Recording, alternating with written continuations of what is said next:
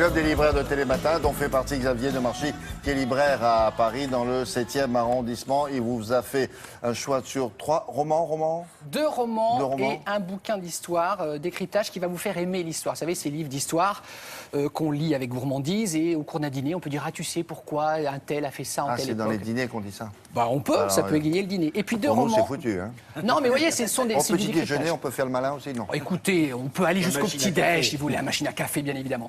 Et également deux romans. On va commencer par Carpathia, le livre de Mathias Ménégoz chez PEL Éditions. Vous aimez les romans d'aventure, vous aimez une histoire d'amour, vous aimez 700 pages qui vous captivent, vous aimez des trahisons, vous aimez de la vengeance, vous aimez être plongé au 19e siècle.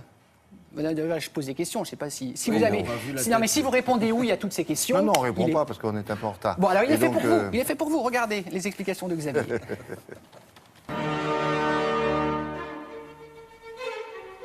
À Vienne, au milieu du 19e siècle, un jeune officier noble tue un autre homme au cours d'un duel.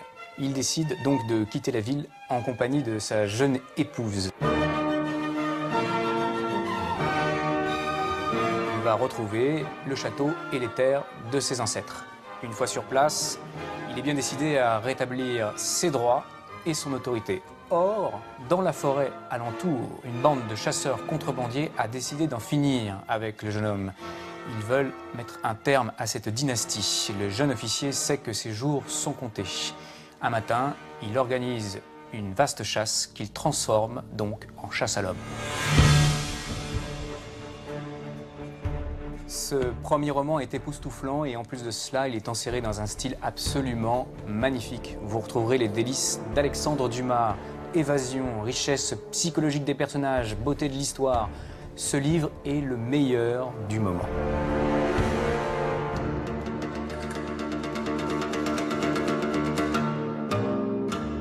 Mon deuxième coup de cœur, un livre qui va vous faire aimer l'histoire autrement, Les grands duels qui ont fait la France, aux éditions Perrin.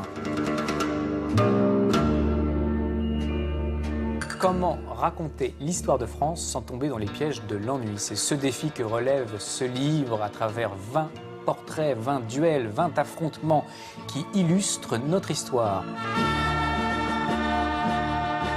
Écrit par un collectif de journalistes et d'historiens, ils ont l'ambition de vous éclairer l'histoire de notre pays sous un jour inédit. Vous vous rendrez compte qu'un mot, une tactique ou une volonté plus affirmée peut faire basculer le destin de l'histoire. De Louis XI face à Charles le Téméraire, en passant par le duel Talleyrand-Fouché jusqu'à Nicolas Sarkozy et François Fillon, vous serez comme le citoyen de l'époque, vous ouvrirez votre journal et vous assisterez à ces duels particulièrement passionnants.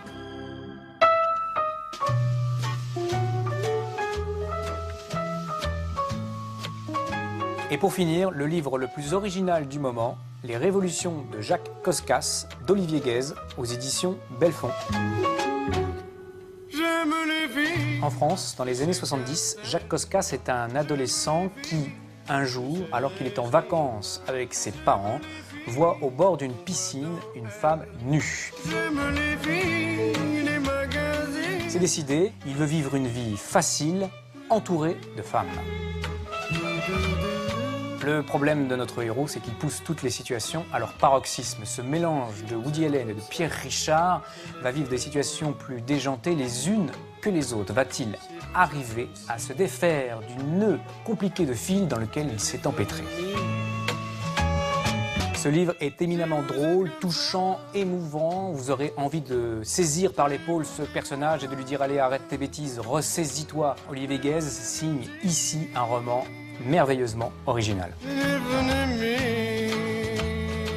Voilà. Bon choix apparemment. Carpathia, ça me dit quelque chose. Et c'est pas le nom du bateau qui est venu au secours du Titanic, ça, non? C'est possible, le Carpathia. Oui, c'est possible. Non, c'est pas ça. En tout cas, là, ça se passe dans les, Carpates. Comme ça, non? Je crois que c'était avec un C, C-A-R, Carpathia, ouais, je crois. Oui, bon, il est bon, hein, Xavier, formidable, libraire. Bon, tout ça, le choix était très bon. Bravo, Xavier, comme d'hab. On vérifie, et puis nous, on va à la météo. Allez.